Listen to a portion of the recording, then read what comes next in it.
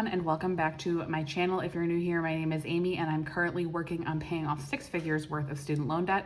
Every single month I share our real number budget. I share on Debt Free Fridays our weekly debt payments. I also share all of our net worth, and I also share a video at the end of the month, which is this video today, which is called our budget reconciliation or our budget closeout. So basically what this video is me recapping my month, exactly what income came in, exactly how we spent it, and what we put towards debt. So this is one of my favorite videos to film because it really helps me to just look back on the month and make sure that we are aligning our spending to our goals.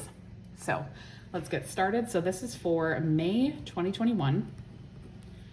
So the first section that we go over is our income section. So this encompasses all of our income that we have brought in for the month. So when I do our monthly budgets, I will link my May budget above in the corner here so that you can reference that video and see how it's changed a little bit from what we had started with. But based on that May budget video, I only base that on my actual W-2 income.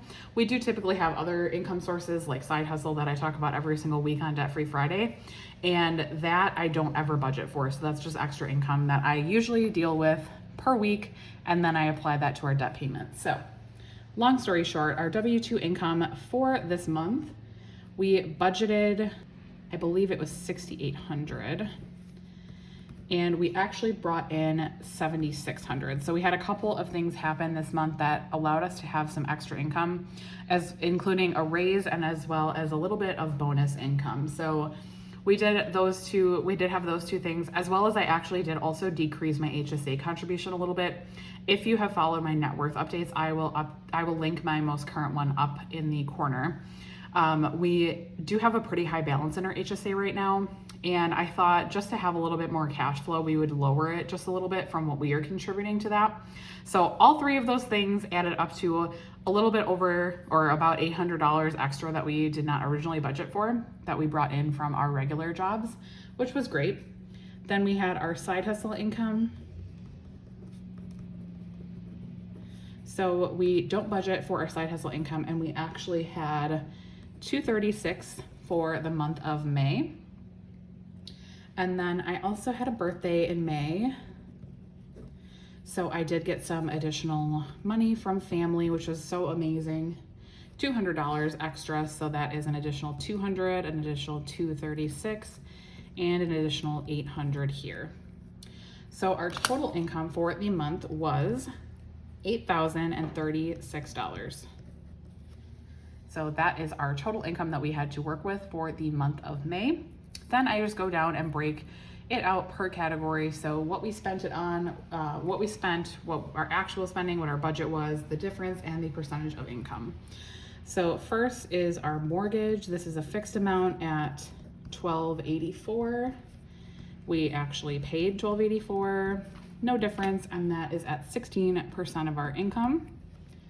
So our cell phones is also pretty fixed at $140. It does, vary a few cents every time just because of taxes and everything, but I do round these numbers off just for ease, just so that I'm not dealing with pennies.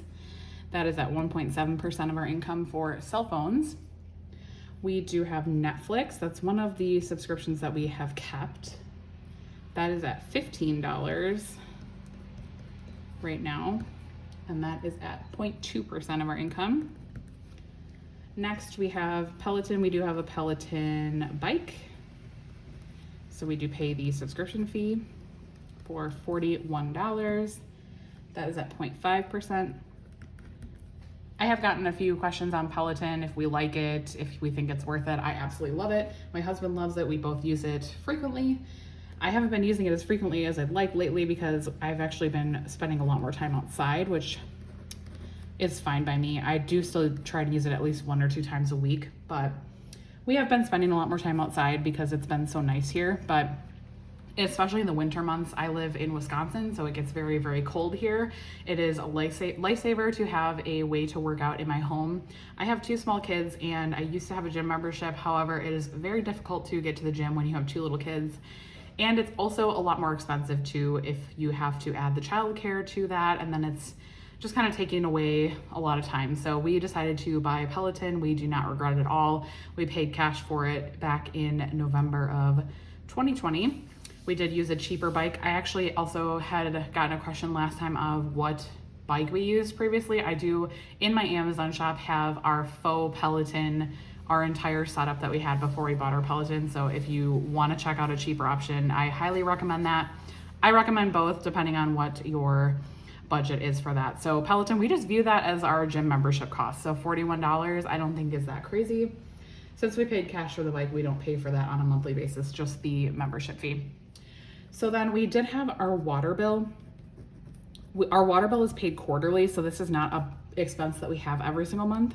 So typically I budget $250 for quarterly for our water bill, and that's usually pretty right on. It was actually a little less this month at $213, a little bit under what we had expected. So that gave us an additional $37, and that was at a total of 2.7% of our income. Then we had our electric bill, which we have every single month. We budget $225 typically, and our electric bill was lower this month. Usually like April, May are our lowest months because the weather is pretty mild here. So we actually only had $154, which was awesome because it gave us a lot more money to play with. So that was $71 extra, and that was at 1.9% of our income. So next we have our personal spending money. We give $100 for the month total, so $50 for each. No difference, and that's at 1.2%. Then we had gas, which we budget $100. We went a little bit over on this category. I talked about last month possibly having to raise this category a little bit, so that might be something that we do in the future. But we actually went over by $6, and that was at 1.3% of our income. Then groceries. So for the month we budget $500. We spent $494, which was under by $6. So those two just canceled out right there, and that was at 6.1%. We had our MISC, which we budget $200 for, and we spent $143. So we actually did spend more than this, but we did have a return from last month. So we were able to save a little bit of money from that return, and we just put that towards our MISC budget. That was at 1.8%. So then our next category is dining out. I feel like my pen is dying. Keeps going in and out. So dining out, we budget $200. We spent $192, so right at the top of our budget, which is pretty normal for us. We usually spend right on the money for our dining out budget and our groceries. So that left us with an additional $8 extra, and that was at 2.4% of our income for dining out. Then I had my birthday, which we just went to a local restaurant, nothing too exciting. I budgeted $150. We did only spend $96. That was with tip and everything for our meal. So that was a really great price, and it allowed us to have a little bit extra in our budget as well, because we did not spend that full $150. So that was at 1.2%. And then we have our sinking funds. So car, home, vacation, and Christmas.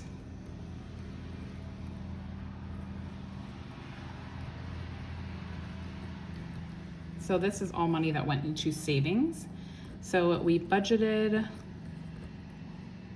$50 for car, $75 for home, $50 for vacation, and $50 for Christmas. We did actually end up sending a little bit extra to savings this month, just because it felt like the right thing to do in the moment. We just wanted to send a little bit extra, especially to our vacation and home sinking funds. Those have a little bit less than we would like them to for any upcoming home projects and possible vacations coming up in the next, few years or so. So we did end up sending a little bit more. So for car, we did send that $50 and no more. So that was 0.6%. For home, we did send an extra 25, and that was at 1.2%. For vacation, we sent an extra 50, which was at 1.2% as well. And then for Christmas, we sent the exact amount, and that was at 0.6%. So then the last category, and the most exciting category to me at least, is our debt category. So anything that does not get sent, any of these other categories, is sent to debt. That is what our big focus is on right now. So if you watch my Debt Free Fridays, you already know how much we sent to debt, but we did send $4,800 this month to debt, which is at 59.73% of our income. So I like to look at that number because right now we are trying to send about 50% of our income to debt. There are some months that we're able to do less than that, and there are some months that we were able to do more. Luckily this month we had some extra income that was able to let us do a little bit more this month. So 59% of our income this month went to debt. That feels amazing. It feels, sad a little bit because it's, money that we could have used elsewhere, but it's the right thing to do. We are so close to debt freedom. We only have about 40,000 to go. So I know that we're doing the right thing with our money right now, and it feels really good. So another thing that I like to look at is the percentage that went to debt and savings. So that would be these four plus this, which was at 63.5%. So 63.5% is another metric to look at because that is the money that we sent to savings and to debt. So again, that is an awesome number. Super happy with that. We try to live as frugally as possible. I know that some of the things that we have in our budget might not be considered frugal for you, and that's okay. We all have to spend our money on things that make us happy, and we are very, very happy with our budget. It has taken us many, many months, maybe even years, to get to a point in our budget where we finally feel like we have a good balance. We have been on both ends of the spectrum where when we first started our journey, we were probably a little bit too restrictive, and then we have been way too loose on our budget too. So I feel like we've finally found a really good balance. We are budgeting for the things that are important to us, and anything else we are trying to live below our means and just send as much money to debt as possible. That is what makes me the happiest right now, is sending money to debt. So that is our main focus. Long story short, I will do our short recap here at the bottom. So our total income that we went over in the beginning was $8,036. Our total expenses was $8,138. So we did actually go over 102. So if you watched my April reconciliation, I will link that above as well. We did actually go under budget by like $68. So we have a checking account buffer that we just leave in our checking account. It kind of just absorbs any like overages or any extra income that like is, like pennies or, from rounding. We do occasionally have a little bit of extra money go into our checking account buffer. So between that and just having a little bit extra here and there, we do keep a checking account buffer between $500 to $700. And months like this, where we do go a little bit over, we end up eating into it a little bit, which is fine. And so we are okay with being over $102. I know that's probably a little bit controversial. We do try to zero-based budget, but at the end of the month when we're reconciling, a lot of the times we realize that we either went a little bit over or a little bit under. So that is okay. We have the money in our checking account. All is well. I also don't want to let that checking account buffer get too big.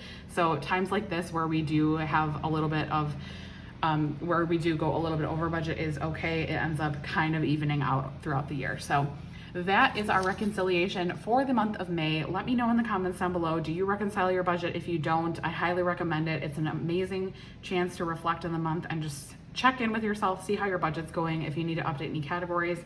So let me know in the comments down below if you reconcile your budget as well, and I will talk to you in my next video. Bye guys.